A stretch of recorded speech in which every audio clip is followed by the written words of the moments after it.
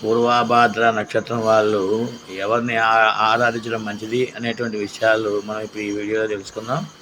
ముఖ్యంగా పూర్వాభాద్ర నక్షత్రం జన్మించినటువంటి వారు వ్యక్తులు సాధారణంగా తెలివైన వారు, విద్యావంతులు, ధైర్యవంతులు మరియు మంచి విశ్లేషణాత్మక నైపుణ్యాలు కలిగి ఉంటారు.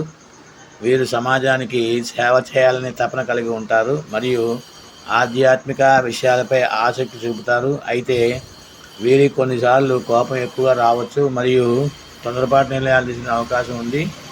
పూర్వాభాద్ర నక్షత్రానికి సంబంధించినటువంటి సమాచారం ఇంకా మనం తెలుసుకోవాలనుకుంటే కనుక గ్రహాధిపతి గురుడు బృహస్పతి 1, 2, 3 పాదాలేమో మనకి కుంభంలో ఉంటాయి.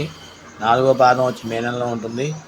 పూర్వాభాద్ర నక్షత్రానికి సంబంధించినటువంటి ప్రయోజనాలు ఏవైతే ఉన్నాయో వాటి గురించి ఇప్పుడు తెలుసుకుందాం. ఆధ్యాత్మిక అభివృద్ధి ఏ విధంగా ఉంటుంది అంటే, ఈ నక్షత్రంలో జన్మించినటువంటి వారు ధ్యానం, తపస్సు, జ్ఞానం పట్ల ఆసక్తి కలిగి ఉంటారు.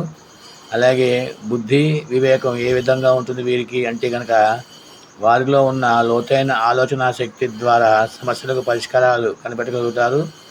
అదేవిధంగా సహనశక్తి వీరికి ఏ విధంగా ఉంటుంది అంటే కనుక ఈ నక్షత్ర జన్మజాతకులకు అధిక సహనశక్తి, ఓర్పు ఉంటుంది. అలాగే దైవానుగ్రహం ఏ విధంగా ఉంటుంది అంటే కనుక ఈ నక్షత్రం వారికి అద్భుతమైనటువంటి ఆధ్యాత్మిక శక్తులు లభించవచ్చు. అదేవిధంగా దాతృత్వం ఏ విధంగా ఉంటుంది అని అంటే కనుక సేవా దృక్పథం ఎక్కువగా ఉంటుంది. ఇతరుల కోసం పనిచేయడంలో ఆనందం కలుగుతుంది. అదేవిధంగా తెలివితేటలు, విద్యావంతులు అయి ఉంటారు. పూర్వాభాద్ర నక్షత్ర జాతకులు సాధారణంగా చురుకైన తెలివితేటలు కలిగి ఉంటారు మరియు విద్యలో రాణిస్తారు విపరీతంగా. అదేవిధంగా విశ్లేషణాత్మక నైపుణ్యాలు కలిగి ఉంటారు.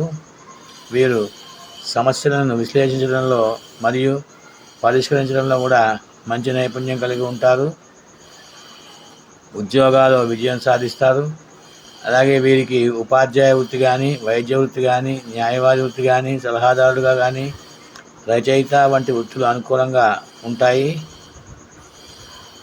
అదేవిధంగా ఈ నక్షత్రానికి గురుగ్రహం అధిపతి కాబట్టి ఇది ప్రధానంగా మీనంలో ఉంటుంది కాబట్టి, మీనరాశి చెందినవారు కాబట్టి ఈ నక్షత్ర జన్మజాతులు గురువులను, శివుడిని, విష్ణువును ఆరాధించడం శ్రేయస్కరం.